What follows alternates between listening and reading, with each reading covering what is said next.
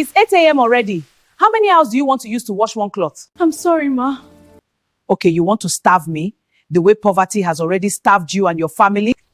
Ma, you asked me to prepare tea and fry eggs last night. I saw you were still asleep when I woke up to do the house chores. I didn't want the food to get cold. That's why I have not prepared it. So now you're talking back. No, Ma. It's not your fault. Poverty has spoiled your mouth. People from your kind of generation don't know how to speak to people like me. Sara! Are you mad? How will you serve me a tea as hot as this? Before you kill me, I will kill you! Is being poor a sin? If not for my mother I'm using my salary to cater for, I would have left this house. Oh God, please help me. This is Madame Regina. She is 60 years old, rich, and influential. One of the elite figures in Obia town. Her name commanded respect and fear. She owned properties across cities. Her influence reached the corridors of power. Yet despite her wealth, she lived alone in her mansion, accompanied by only one human presence. Her maid, Sara. People avoided her. Those who came to solicit her help left humiliated. Those older than her received no regard. The middle class feared her tongue. The poor feared her presence. Whenever people passed her mansion, whispers followed. Is it money that makes her think she's more human than others? Is that how wealth turns people into monsters? But what no one saw was what happened when night fell. Inside her bedroom, when the lights went off and silence settled, Madame Regina wept like a woman being beaten by an invisible hand. Every night, her pillow soaked with tears. Sleep rarely came, and when it did, it brought memories she wished would die. Sara, on the other hand, came from the Obina family. Her mother, Juliet, lived quietly in Ejutu before tragedy destroyed everything. Juliet's husband, Chibuzer, had once been wealthy, respected, successful, until death came. After his passing, the bank seized everything he had mortgaged. Houses, land, cars, all gone. Juliet became poor overnight. Sara was not yet 10. With nowhere else to go, Juliet returned to her hometown, Obia, with nothing but her child and shame. She struggled. She sold what she could. She worked where she could. She pushed Sara through primary and secondary school with sheer determination. And Sara shone. She was known for her brilliance, praised for her diligence, loved for her humility. But when university came, money failed. Then Juliet fell sick. It started one night with a scream. She woke up shaking, clutching her chest, fear written all over her face. The hospital visits began. The drugs were expensive. Some days they bought them. Other days they prayed. Whenever she seemed to improve, the sickness returned, always after terrible dreams. Juliet would wake screaming, her heart pounding, terror in her eyes. Sara watched helplessly. She took on every job she could find, fetching firewood, carrying water, running errands, anything to keep her mother alive. And when the burden became too heavy, Sara entered Madame Regina's house. Not because she wanted to, but because love left her no choice. If this story has already stirred something inside you, don't leave yet. Support No Cara Stories by subscribing, because what lies ahead will change everything you think you know about cruelty, sacrifice, and blood ties. Sara learned quickly that pain had a rhythm in Madame Regina's house. Some days it came as words, sharp, humiliating, carefully aimed. Other days it came as silence, heavier than shouting, and sometimes it came without warning. One afternoon, after days of exhaustion, Sara closed her eyes in her room for what she thought would be a brief rest. She did not hear the door open. She felt the pain first. The whip landed across her back like fire. She screamed and jumped up. Madame Regina stood over her, eyes blazing. "Are you out of your mind?" Regina shouted. "Sleeping in the middle of the day?"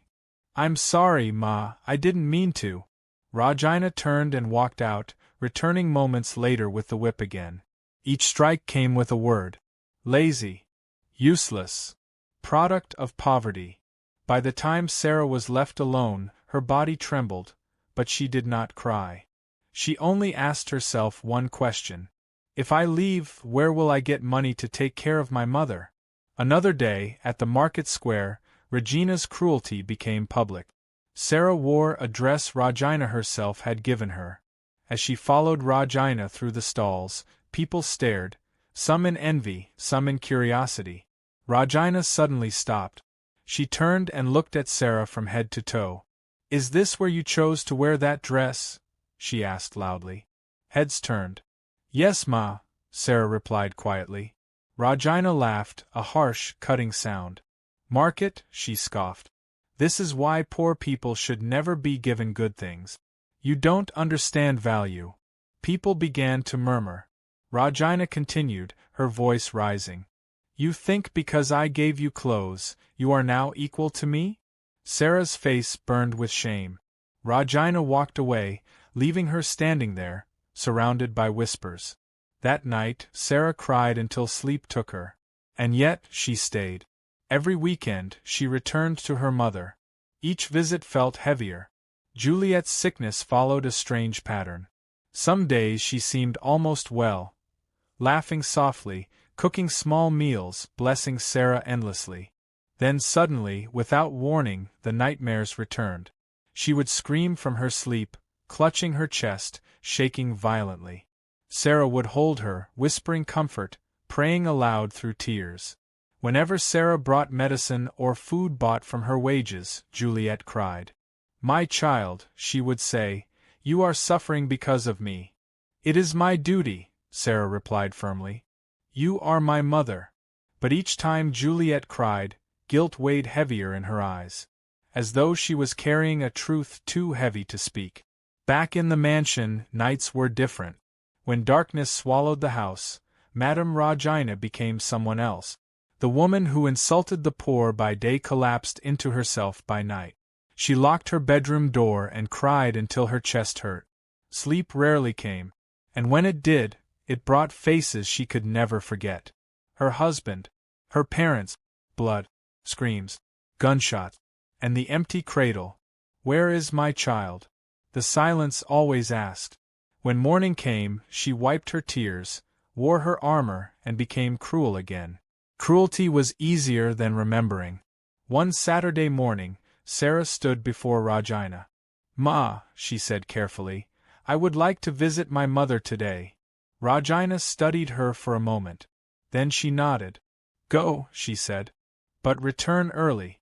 There is work to do." "Yes, ma," Sara replied, relief washing over her.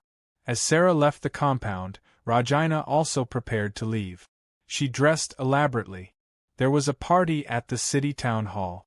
Music, dancers, noise, distractions. At the party, laughter filled the air.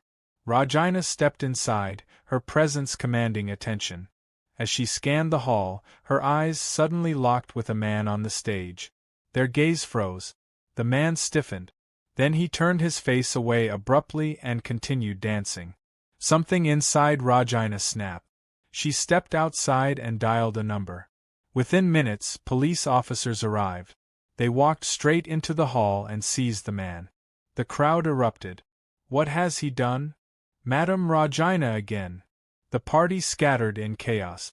The owner protested, demanding explanations. Regina said nothing. She followed the police vehicle. At the station, the man denied knowing her. "I don't know that woman," he repeated. When Regina arrived, she walked straight up to him. "Chica," she said calmly, "you don't know me?" He froze. Interrogation followed. Under pressure, Chica admitted the truth. He had been Regina's driver, over 20 years ago. And then, everything unraveled. "You killed my husband," Regina said quietly. "You killed my parents." Chica denied it. Until the questions tightened. Until the timeline broke.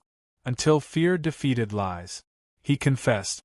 He had conspired with another man. They assassinated Regina's family. And kidnapped the baby. "Where is my child?" Regina whispered. Chica said nothing. Meanwhile, Sara arrived at her mother's house with provisions. Juliet hugged her tightly. During prayer, Juliet suddenly burst into tears. "Sara," she said, voice trembling, "there is something you must know." Before she could continue, shadows appeared at the door. Sara opened it. Her heart nearly stopped. Madame Regina stood there, with police officers. Behind them, Chica. Juliet gasped. Chica pointed at her. "She's the one." At that moment, everything Sara believed about her life began to crack. The police station felt colder than night. Juliet sat trembling, her head bowed. Sara stood beside her, confused, frightened, clutching questions she was afraid to ask. Across the room, Madame Regina stood rigid, her eyes fixed on Juliet as though staring at a ghost that had finally agreed to speak. Chica was questioned first. He confessed again. Then the officers turned to Juliet. "Do you know this man?" one of them asked. Juliet lifted her head slowly. "Yes," she said. The word fell like a stone. Sara turned sharply.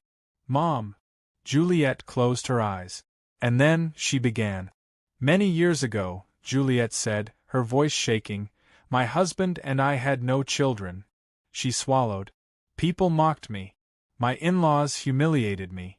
They said my womb was cursed." Sara's heart pounded. "My husband loved me," Juliet continued. "He refused to take another wife. But I was the problem." She paused, tears streaming. "My barrenness was not natural. I destroyed my womb when I was young, through abortions." The room went silent. "To protect me," she said, "my husband pretended I was pregnant. We staged everything. The cravings, the sickness, the months." Sara felt dizzy. "And while I carried a fake pregnancy," Juliet whispered, "my husband searched for a child to buy." Regina's breath caught. "Amati," Juliet said, "introduced us to Chica."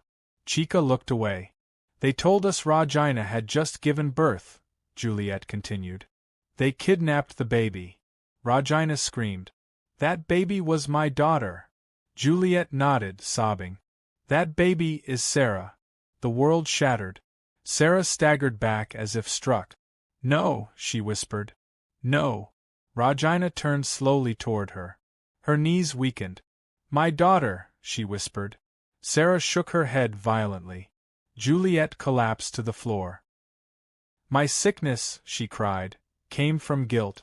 Your father, Regina's husband, appears in my dreams. He tells me to return his child." She clutched her chest. "That is why I scream in my sleep." Juliet and Chica were charged. The court showed no mercy. Death by hanging.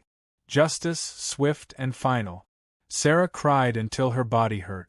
She visited Juliet in prison. Even knowing the truth, she held her hands. "You are still my mother," Sara whispered. Juliet smiled weakly. "You are too kind for the world," she said. After the sentence, Regina sought Sara out. She stood before her, not as a tyrant, but as a broken woman. "I know I have sinned against you," Regina said. "Pain turned me into someone I hate." She reached out. "Come home. Let me make things right." Sara stepped back. Her eyes were calm now. Dangerously calm. "Madam," she said, "blood may connect us, but blood did not raise me." Regina flinched. "You humiliated me," Sara continued. "You broke me. You never saw me as human." Regina cried. "I lost everything," she said. "People accused me of rituals. Men avoided me. Loneliness made me cruel." Sara shook her head. "That does not excuse what you did." She took a breath. "I stayed because of my mother, not because of you." Regina whispered, "I am your mother." Sara's voice hardened. "You are not fit to be one." Silence fell.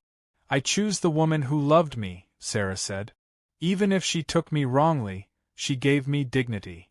She turned to leave. "I will not live in a house where my tears were entertainment." Regina collapsed into sobs.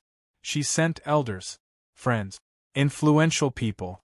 Sara refused them all. Regina returned to her mansion. Alone. The wealth remained. The silence was louder. At night, she cried, not just for her lost family, but for the daughter she found too late. Now, dear esteemed viewers, was Sara right to reject her biological mother?